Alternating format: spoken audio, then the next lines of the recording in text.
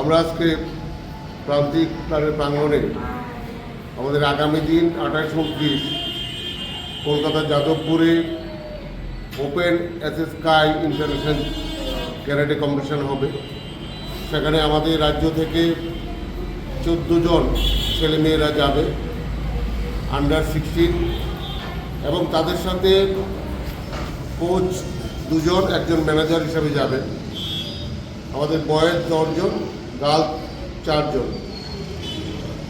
তা আমরা আশা রাখি এই বছর ওপেন যে স্কাই ইন্টারন্যাশনাল হচ্ছে ক্যারাটে কম্পিটিশন, আমাদের রাজ্যের আমাদের এই ত্রিপুরা ক্যারাটে অ্যাসোসিয়েশনের ছেলেমেয়েরা ভালো রেজাল্ট করে ফিরে আসবে। কারণ আমাদের এখানে কোচিং করাচ্ছেন আমাদের এই ক্যারাটে অ্যাসোসিয়েশনের সম্পাদক কৃষ্ণ সত্যধর মহোদয়।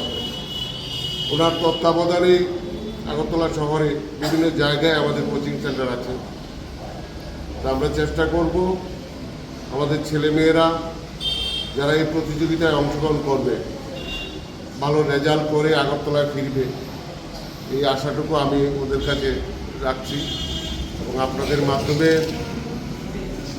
আগরতলা শহরের না সারা রাজ্যেই একটা ক্যারাটের যেই উদ্যোগ ছেলেমেয়েরা নিজের আত্মরক্ষার জন্য সেই খেলাটাকে প্রশিক্ষণ নিচ্ছে, খুব ভালো লাগছে। পাশাপাশি বিভিন্ন খেলার সাথে সাথে এই ক্যারাটেও একটা খেলা, সেই খেলাটায় অংশগ্রহণ করছে।